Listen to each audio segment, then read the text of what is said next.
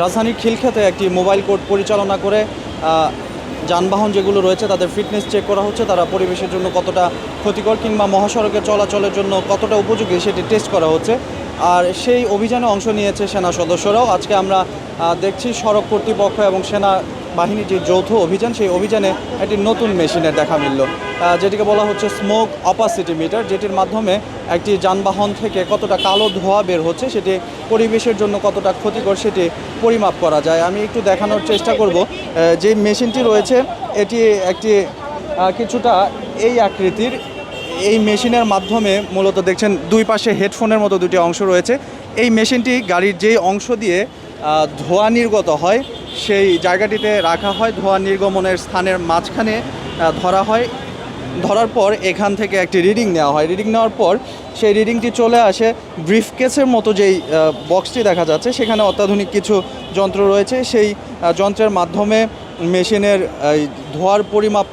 ধোঁয়ার পরিমাণ কতটুকু রয়েছে, কালো ধোঁয়া কতটুকু নির্গত হচ্ছে, সেই বিষয়টি এখানে পরিমাপ হয়ে আধুনিক পদ্ধতিতে ল্যাপটপের মাধ্যমে স্ক্রিনে সেই রিডিংটি দেখা যায়। এবং তারা বলছেন এই রিডিং যদি 65-এর উপরে থাকে, অর্থাৎ কালো ধোঁয়ার পরিমাণের যেই অংশ সেটি যদি 65% উপরে চলে যায়, তাহলে সেটিকে তারা কালো ধোঁয়া অর্থাৎ বায়ুর জন্য ক্ষতিকর বলে তারা বিবেচনা করছেন এবং সেই গাড়িগুলোকে শাস্তির আওতায় আনছেন।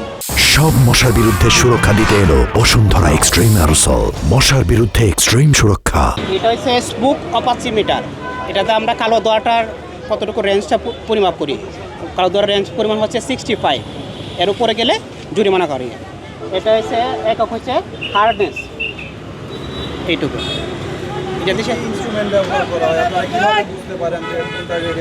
এটা একটা সেন্সর আছে, কম্পিউটারের সাথে মেশিনের সাথে সংযুক্ত। এই সেন্সরের মাধ্যমে এই কালো ধোঁয়াটা পরিমাপ করা হয়, যার রেঞ্জ হচ্ছে 65। এর উপরে গেলে আমরা এটা জরিমানা হিসাবে ধরে নিই। আগে যে গাড়িটা দেখলেন এটার কি কতটুকু পাইছে? এটা এসি গাড়ি, তো ওইটা আপনার পাইছি 64। একের জন্য হয়েছে কি 64 রেঞ্জ 64 পাইছি কি। আপনাদের অ্যাকসেপ্ট লেভেলটা কত? অ্যাকসেপ্ট হচ্ছে 64, 65 পর্যন্ত রেঞ্জ আমাদের, মানে 5 মার্ক। এরপরে গেলে আমরা জরিমানা করা হয় কি।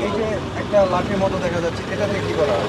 এটাতে আমরা ধরার সুবিধা নেই, কারণ এই মেশিনটা তো আর একেবারে কাছে ধরা যায় না, দূর থেকে ধরতে গিয়ে সেটা সুবিধার জন্য এটা ব্যবহার করা হয় কি ওই লাঠিটা। আর ওইটার মধ্যে আছে কি আপনার ইলেকট্রোলাইট পাঞ্চ করা হয় কি, এদিকে লাইটিং আছে। লাইটটা ওই যখন আমরা কালো ধোঁয়া করি ওই কাছে নিলে লাইটিংটা পাস হয়, ওইদিকে ধোঁয়াটা হয় কি। হ্যাঁ, ওইটাতে মেশিন দ্বারা আমাদের কম্পিউটারে অ্যাডজাস্ট করা। সব গাড়ি তো সমান নয়, কিছু গাড়ি ভালো আছে, কিছু গাড়ি খারাপ আছে, এই আর কি। ওই আপনাদের কাছে গাড়ির যে মোবিলটা চেঞ্জ করে না ঠিক মতো, ওই গাড়িটা খালা ধোয়া বেশি আছে, আর সেটা ঠিক মতো সার্ভিসিং করে ওটাতে আর কি বায়ু দূষণটা কম আসে। এই সার্ভিসিংয়ের কারণে, গাড়ির কাজ কামের কারণে এটা আর কি বেশি হয়। মেশিনটার নাম কি?